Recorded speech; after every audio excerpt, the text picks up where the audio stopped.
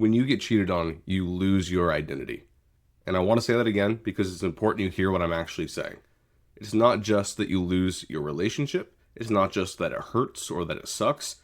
You lose your actual sense of who you are. And I know that sounds dramatic. I know it sounds like an exaggeration, but it's not. One reason for this is because a big part of your identity is based on your associations. Everyone you know and love is a part of who you are. Your friends, your family, the people you spend time with, they all contribute to how you understand yourself and the world around you. And whoever you have closest to you is naturally going to become the biggest part of who you are. That's just how human beings and human connection works. We're social creatures. We define ourselves partly through our connections. So just losing someone close to you is going to be a loss of a part of yourself. And that by itself would be difficult enough. But with betrayal, it's 10 times more complicated. Because it's like being at a funeral for someone that you love and hearing stories from the people gathered and realizing that this person had a whole side to themselves, a whole life that you never saw. And you thought that you were close. You thought you knew everything about them. But suddenly there's this whole other element about who they are. Maybe they had dreams they never shared with you. Maybe they had friendships you didn't know about. Maybe they were a secret FBI agent and weren't allowed to tell you. And you start to think, I've lost this part of myself, but I don't even fully know what it is that I've lost. The person that you felt like was a part of who you were wrong about. But it's even more complicated than that. Because it's not like they died and did these things out there in the world separate from you. When it comes to infidelity, these things are all done directly to you. The lies were told to your face. The deception happened in your shared life. The betrayal was an active choice made against you, day after day, sometimes for months or years. It's deeply, deeply painful. And then on top of this, on top of losing someone, on top of realizing they weren't who you thought, on top of the pain being actively directed at you, you don't even recognize yourself through the trauma. You're on edge all the time. You're angry in ways that you weren't angry before. You're suspicious, you're reactive, you're doing things and thinking things that feel completely foreign. And there's this voice in your head constantly saying, this isn't who I am, I'm not this person. It's like you don't recognize yourself. Because you're not just dealing with what happened out there, you're also dealing with what happened internally. And this often extends backwards too. Like over the course of a serious relationship, we tend to change who we are based on the other person. We make sacrifices, we make compromises. We cut off pieces of our own heart so it will fit better with someone else's. At the time, it feels like a small sacrifice. It feels worth it. It feels like love. Maybe you stopped seeing certain friends because they didn't like them. Maybe you gave up on a hobby because it took time away from the relationship. Maybe you changed your communication style, how you dress, your social habits, your goals, your dreams. Maybe you gave up on that job and to stay home with the kids. Little by little, you reshaped yourself for them. And that's not necessarily bad. That's what people do in relationships. Sometimes there is too much give and take one direction in a relationship, but in general, if both people are doing it for each other, that type of growth and evolution and change to your identity together is good. But once you discover the infidelity, it's like you're realizing both how much they changed and how much you changed all at the same time. You're seeing the relationship clearly for the first time, and you're recognizing all the ways you bent yourself into a different shape, and you made all these sacrifices, and it wasn't worth it, and who am I anymore? What's left underneath all of these changes that I've made for this person who's now deceived me? If I peel away all the changes that I made for this relationship, what's left? Is there anything left now from who I was before? So at this point, you might think, okay, let me look within. You might hear some advice online that says something like, find your inner strength, reconnect with yourself, look inside for the answers, and you try. Like you genuinely try. But it's like there's a black hole where your sense of who you were used to be. Or it's like you're standing in a room of mirrors, seeing tons of reflections, but none of them feel real. Or you look inside and you only see other people in those mirrors. The person who betrayed you, your parents, your friends, people's expectations, the children, but not yourself. It's like there's nothing to grab onto. And this is where people really struggle because we live in a culture that tells us identity is something we should just know. We're supposed to be ourselves, know who we are, live authentically. But how do you do that when you genuinely don't know who you are anymore? And people really misunderstand this process of identity. They think there's some clear answer, some way to just sit down and introspect and suddenly know who you are again. They think you can journal your way into clarity over a weekend. They think you can meditate and have some revelation and boom, there you are, completely you again. Other people will believe the opposite side, that losing this sense of self is now permanent. Like, I'll never know who I am now. The damage is done. You'll never be the same. I have no soul anymore. Or they believe that this just is their new identity now. I am someone who's broken. I am someone who's been cheated on. None of that is true, thankfully.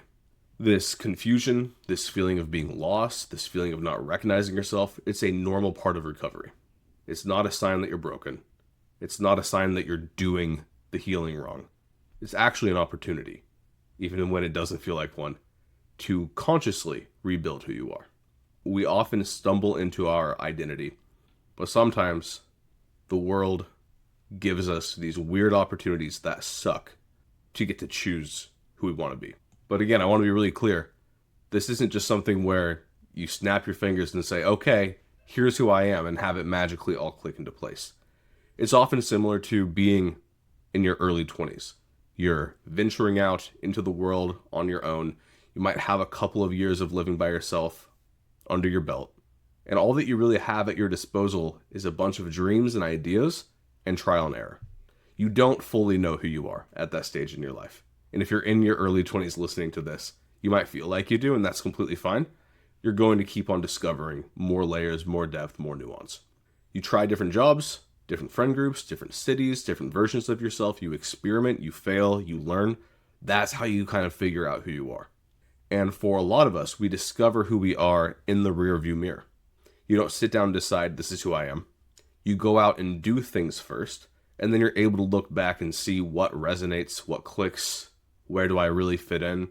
You try things and notice how they make you feel. And as you live, you discover or rediscover who you are. You figure out through action who you are. This forging of your identity is an active process. It's not passive. It's not something that happens to you while you sit and think. You have to live it. And it's just as much intellectual, emotional, thinking about it, feeling about it on the one hand, as it is concrete and lived on the other. You need both. You go out and do things and then you reflect on them. You can't skip either side of that equation. You notice what feels right and what feels wrong. You pay attention to when you felt most like yourself and when you felt disconnected. Or if you really are more intellectualizing first, you can start there. You can reflect. You can sit down, think about your values, what matters to you, who you want to be, kind of construct an idealized version of yourself on paper. But then you got to go out and test it. You got to try it. See if those ideas hold up. The point is, it works both ways, but it has to involve action and reflection. You can't think your way into a new identity, and you also can't unintentionally get there just through going through the motions. It requires thoughtfulness and living. So what does this actually look like in practice?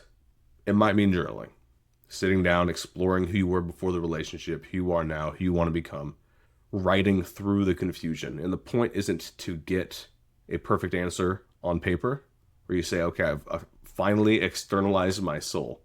It's the act of writing about these things that can often detangle those thoughts and feelings in your mind. This one doesn't work for me, but it's actually worked for some of the clients I've worked with. It might mean listing out your values.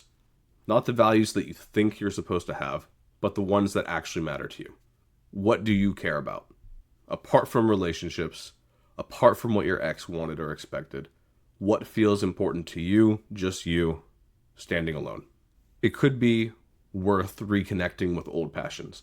Not because that passion is your identity, but because getting back into it might remind you what it feels like to be doing things by yourself, for yourself. And you might have to go way back, especially if you've been married to this person for a long time.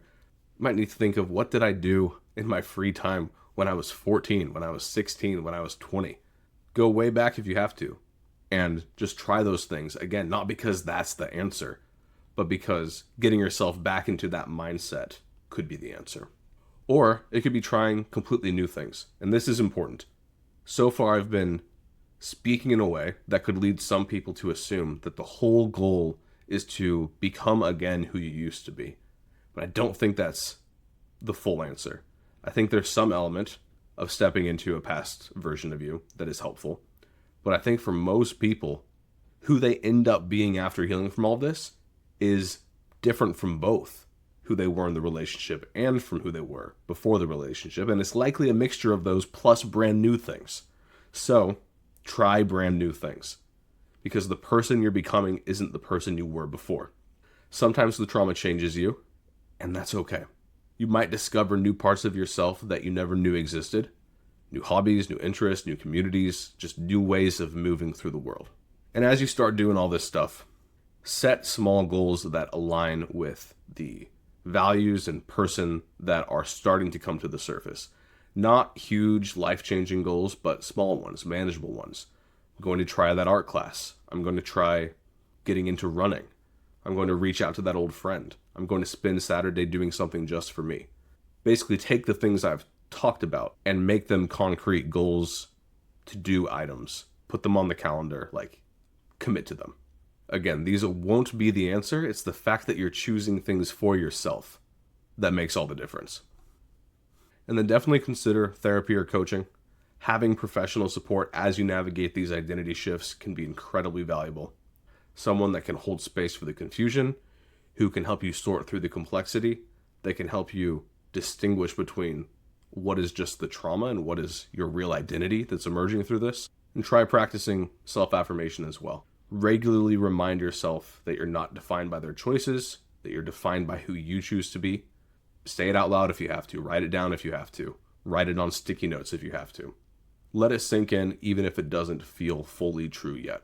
Psychology shows us that while trauma absolutely destabilizes our identity, there's a whole field of research on post-traumatic growth that demonstrates that after a crisis, it can often lead people to being more resilient and stronger than before. People don't just recover from it. They often grow. New strengths, new perspectives, new capabilities are present in their lives that they didn't have before. And it's not just psychology. This is common across various forms of spirituality as well. The idea that underneath all the changes, all the trauma, there's something fundamental about who you are that remains, and that suffering is often a blessing that we don't want and wouldn't wish on anyone else, that forces us to reconnect at that deepest level. Even existential philosophy is helpful here. Reminds us that freedom is terrifying. That's what is so tough about this loss of identity, is that the limitless options cause anxiety, but it's also empowering. You're not locked into being a certain person. You get to choose. And mindfulness practices, which are common in the Buddhist traditions as well as just many modern contemplative practices, allow you to observe your shifting identity without getting attached to any particular version of yourself. So you can notice thoughts coming and going, feelings beginning to intensify and then release. Things like, I'm so angry, I don't recognize myself, I feel lost. Recognizing that those are just thoughts. And you gain a separation from them. You start to recognize that those thoughts don't define you permanently. They only ever exist in your consciousness for brief, infinitely small moments. And you can watch how all these other thoughts and feelings and intrusive thoughts even come and go. And all of this points to the same idea. Your identity is not fixed. It's fluid. It evolves. And moments of crisis, as painful as they are, create openings for profound transformation. And I can promise you it's not going to be straightforward. Some days will feel like you're making progress. Other days will feel like you've taken a step or two back. Some things you try will resonate deeply. Others will feel completely wrong. That's part of what doing the work of healing looks like. But as you heal, as you go out and try things, as you reflect on that, you start to feel more solid. The black hole, when you look internally, starts to fill in. The room of mirrors starts to clear.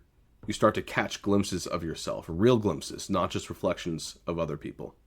And you have moments where you're doing something and it just, this feels right. This feels like me, not just a reflection of someone else. You make choices that align with your values, and you'll notice that you feel stronger afterward, like you have control of your life, more grounded, more at peace. And if you're in the middle of this right now, if you're struggling with who on earth am I see you and I know how disorienting this is, but your identity is not lost, it's evolving.